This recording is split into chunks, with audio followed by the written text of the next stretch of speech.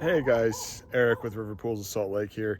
We're going to go back to pool school with the Intelliflo pump. So we want to talk about the Intelliflo. This pool we've got here, it's hooked up to the Intellicenter, which is going to be the most common setup that we've got that we install. So first, let's take a look at the pump.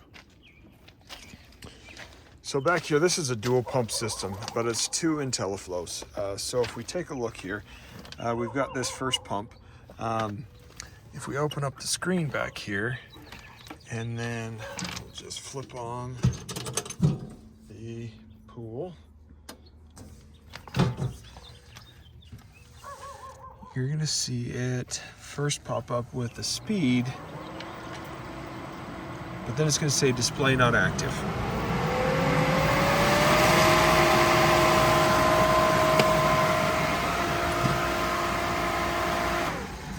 Okay, I'll just shut that off so we can talk a little bit. So what that means is this communication cable here on the side of the pump is run over to the Intellicenter. So the Intellicenter is controlling this pump. As far as the pump goes though, when it comes to what you need to do on the pump, really the only thing you're going to do here at the pump is to clean out the strainer pot. So there's a filter basket in there. You can see on the lid it's open or closed. You just twist it to the left or counterclockwise, opens the lid. You can pop the strainer basket out and empty that out, put it back in, and then close the lid. And that's really all the maintenance you need to do on a regular basis for the pump. But as far as operation goes, we're going to come take a look at the panel. So this is our Intellicenter control panel. If you have an easy touch, you can also do this on the easy touch, but we'll show you here because this is our most common setup.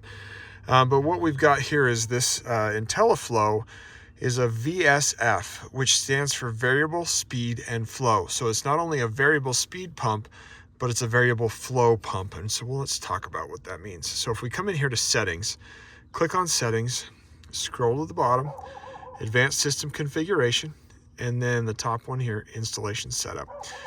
You can also access this menu through the app, and you can change all these features to your pump in the app as well on your phone. But we'll take a look at it here. So we've got pumps, so we'll select pumps, and I've got two pumps here. So this first one is just my standard pool pump. The second one is for the slide. So we'll take a look at this first pump. So under settings here, really there's nothing to change. So just leave everything alone in settings. But under speed flow circuits is the key. So we have circuits on this pool. So we've got the pool circuit, we've got the heater, bubblers, we've got a cleaner circuit.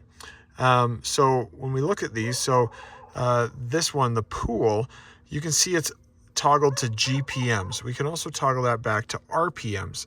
So it's either revolutions per minute of the pump or gallons per minute. So we like to use the gallons per minute because what that's going to enable us to do is always get the same amount of water flowing through the pump regardless of what resistance is in the way. So what that means is as the filter gets dirtier and dirtier over time, it becomes harder and harder to get water through that. So with RPMs, the pump's going to spin at the same amount, same speed.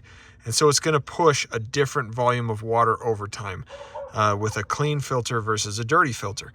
With GPMs, the pump is knowing how much water is passing through the pump, and it will actually change the speed of the pump to meet the demand of water. So where's the benefit to this? The benefit is we can run the pump as slow as physically possible and still maintain the effectiveness on all of our features, which gives us energy efficiency. So GPMs, when the pool is on, it will run 30 gallons per minute. Now, when the heater is on, it's going to run 35 gallons per minute. Bubblers require 45 gallons per minute on this pool, and the cleaner is at 60 gallons per minute. So even if the filter gets super dirty and we turn on the bubblers, the bubblers will have the same amount of water on a clean filter versus that super dirty filter. So you can tweak these though. If you wanted a different height on the bubbler, you would just go into your pump, into the bubbler speed flow circuit, and you would just kick that up or kick it down. We try to program it to a good average height, but if you want more, then you're just going to have to change your pump speed or your gallons per minute to get more flow. So in essence, that's how the pump works.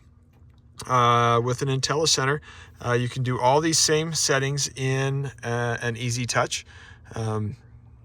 It's just a little bit more visual here on the IntelliCenter. So any questions, just let us know. Hopefully this helps, and yeah, happy swimming.